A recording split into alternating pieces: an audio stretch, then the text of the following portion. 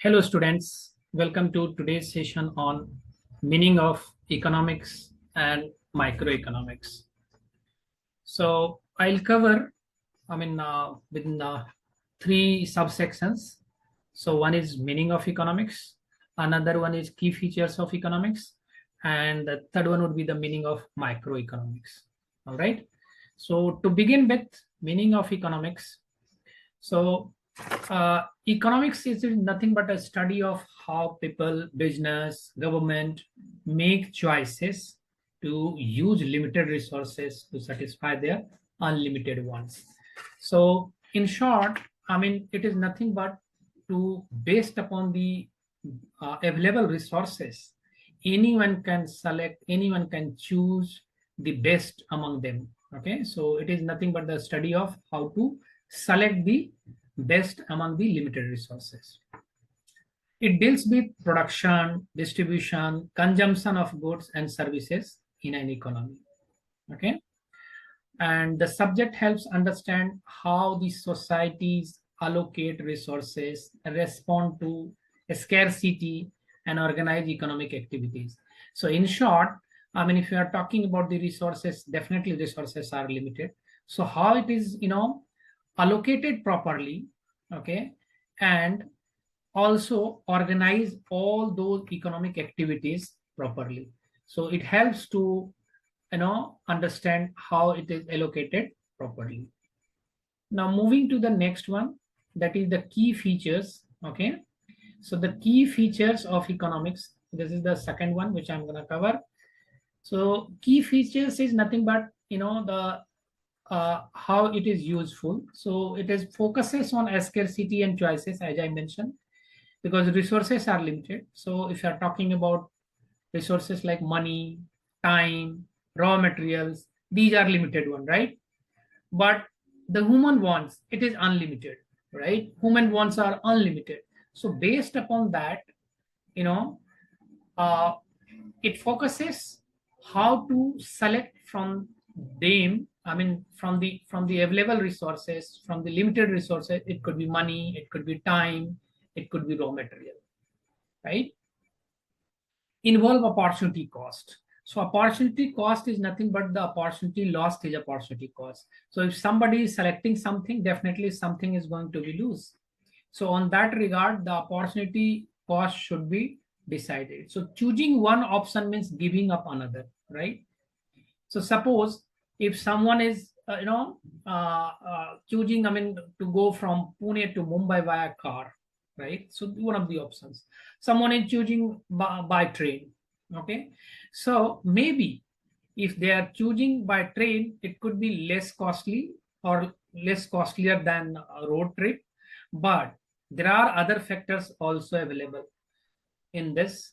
So there may be a opportunity miss. They can see more sceneries, they can stay at their own choices. So here I can see choosing one option means giving up the another option, right? So it involves opportunity cost as well.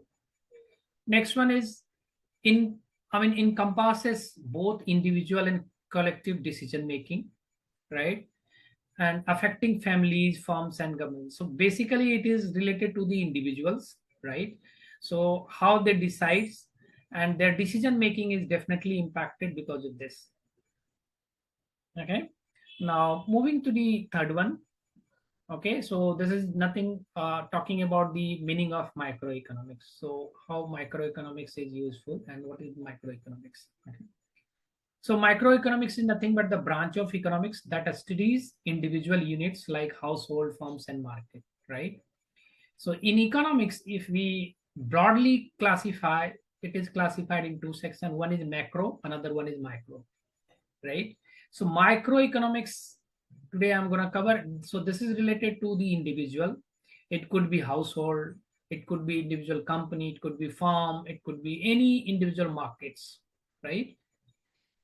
So this microeconomics analyzes how these entries like decision regarding resources allocation, pricing, and consumptions.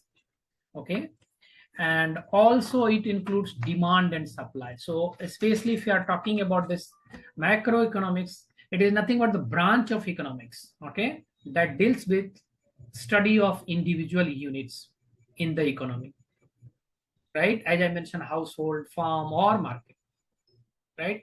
It examines the forces of demand. It examines the forces of demand and supply that determine price and quantity of goods and services in a specific market, right? So especially if you're talking about individuals demand and supply, the study, it is done within the microeconomics.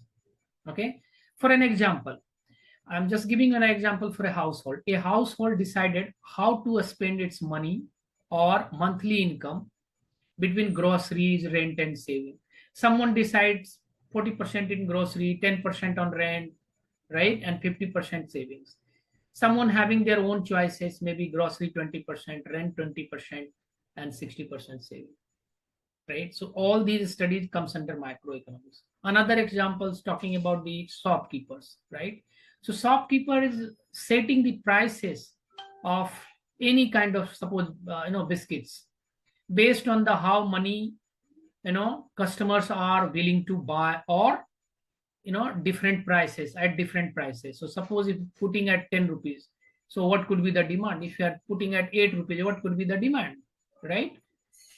Another example, we can see the workers, right? So workers choosing between working extra hours with overtime pay, correct, or spending that time with family. It depends upon it, as per their choices, right?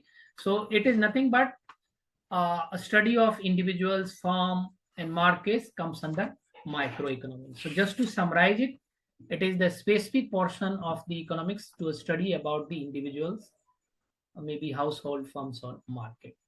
Okay, so that's it. I mean, that's all for today's session. I hope you all understand the topic. Keep practicing, and I will see you in the next time. If you have any doubts, please connect me through my Urban Pro profile. Thank you.